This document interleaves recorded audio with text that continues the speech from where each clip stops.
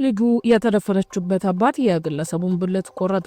በስፋት በሀገራችን ላይ የሚስተዋለው ይህ ጥቃት ልጁ ላይ ሲደርስ የተመለከተው አባት ወደ ሕግ ከማምራት ይልቅ ለሱና ለልጁ ተመጣጣኝ ነው ያለውንም እርምጃ ወስዷል። ይህንን የአባት ውሳኔ የተመለከቱ ሰዎችም ይህ እንደዚህ ሴቶችና ሕፃናት ላይ ለሚደርሱ ጥቃት መማሪያ ነው ሲሉም ድጋፋቸውን አሰምተዋል። ፖሊስም በጉዳዩ ላይ የሰጠውን ማብራሪያ አካተን በመረጃ ሰዓታችን በጉዳዩ ዙሪያ የተሰጡ ሐሳቦችን ልናደርሳችሁ ነው። ሰላም ጤና ይስጥልን። የተወደዳችሁ የፊሽታ ሚዲያ ተከታታዮቻችን በእያላችሁበት የበዛ ሰላም ለእናንተ ውድ ተከታታዮቻችን ይሁን ያለን ሰሞነኛና ወቅታዊ መረጃዎችን እነሆ በመረጃ ሰዓታችን ይዘን ተገኝተናል። እናንተም ለቻናላችን አዲስ ከሆናችሁ ቻናላችንን ሰብስክራይብ እንዲሁም ትኩስና ፈጣን መረጃዎች እንዲደርሱ ሰብስክራይብ ያድርጉ ያለን ወደ ዛሬ ዝርዝር መረጃችን አለፍን።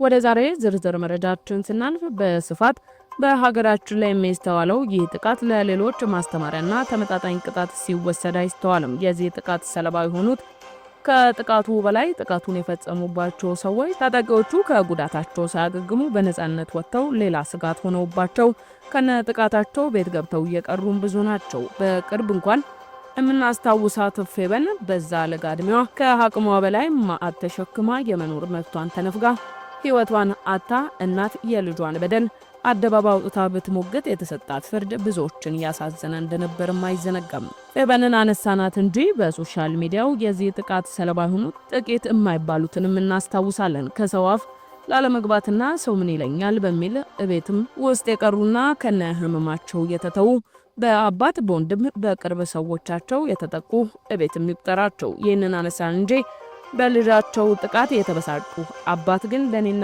ለሌላውም ማስተማሪያ ያሉትን ድርጊትን ፈጽመዋል። ጉዳዩ በስፋት መነጋገሪያም ሆኗል። በወላይታ ዞን የተጠቂዋ አባት የሆኑት ልጃቸው በጓደኛው ጥቃት ሊደርስባት ሲል ይደርሳሉ። ታዲያ ልጁ ላይ ጥቃት ሊያደርስባት ያለው የገዛ ጓደኛውና አብረው ብዙ ያሳለፉ መሆኑ ደግሞ የልጅቷን አባት በእጅጉ ማስቆጥቶ ልጁ ላይ ጥቃት ሊያደርስ የታገለውን ጓደኛውን በፍልጥ ከኋላው በመምታትም እንዲወድቅ ያደርገውና ብልቱንም በመቁረጥ ለኔና ጥቃት ሊደርስባት ላለችው ልጅ ይህ የሚመጥን ቅጣት በማለት እርምጃቸውን የሚወሰዱት። ይህንን ጉዳይ የተመለከቱትም ፍትህ ላጡና የዚህ አይነት ጥቃት ሰለባ ለሆኑ ይህ ትክክለኛ ፍርድ ነው ሲሉ የአባትየውን ድርጊት ሲደግፉም የተስተዋሉት። በሀገራችን ለዚህ ጥቃት ተመጣጣኝ ፍርድ አለመሰጠቱ ጉዳዩን እንዲባባስ አድርጎታልን በማለት ለልጁ ጥቃት ሕግ ጋር ቢያመራ እንደዚህ ያለ ተመጣጣኝ ፍርድ አያገኝም በማለት ድርጊቱን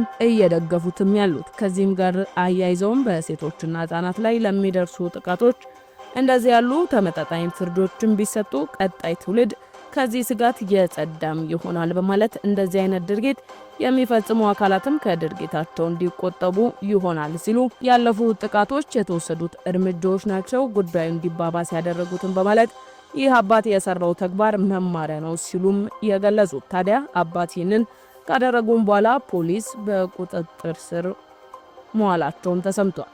በሌላኛው መረጃችን ደግሞ የኢቢኤስ አዲስ ምዕራፍ ፕሮግራም በመገናኛ ብዙሃን አዋጅ መሰረት ከስርጭት ታግዶ እንዲቆይም ተወስኗል። አዲስ ምዕራፍ የቴሌቪዥን ፕሮግራም በተመለከተም አስተዳደራዊ እርምጃ መወሰዱን ዛሬ መጋቢት 23 ቀን 2017 ዓ.ም የኢትዮጵያ መገናኛ ብዙሃን ባለስልጣን ያወጣው መግለጫ ያሳያል። በኢቢኤስ ቴሌቪዥን ጣቢያ አዲስ ምዕራፍ በተሰኘ ፕሮግራም እሁድ መጋቢት 14 ቀን 2017 ዓ.ም ያሰራጨውን ፕሮግራም ከመገናኛ ብዙሃን አዋጅና ከዘርፍ ህጎች አንጻር በመገምገም አስተዳደራዊ እርምጃም ተወስዷል። በዚሁም መሰረት በቴሌቪዥን ጣቢያው የቀረበው ፕሮግራም በሐሰት መረጃ ላይ የተመሰረተ ህዝቡን የሚያሳስትና ጥርጣሬን የሚፈጥር የመገናኛ ብዙሃን አዋጅ 1238 ህዝባር 2013 የጥላቻ ንግግርና ሐሰተኛ መረጃ ስርጭትን ለመከላከልና ለመቆጣጠር ባወጣው መረጃ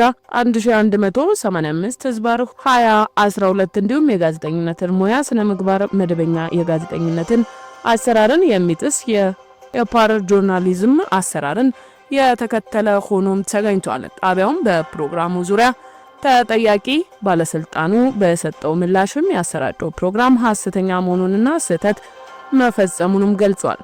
ውድ የፌስታ ሚዲያ ተከታታዮቻችን ለዛሬ መረጃ ሰዓታችን ያዝንላችሁ መረጃ ይህንን ይመስል ነበር። ስለተከታተላችሁን እያመሰገንን ተሰናበትን። በሌላ መረጃ ሰዓታችን እስክንገናኝ ቸር ቆዩልን።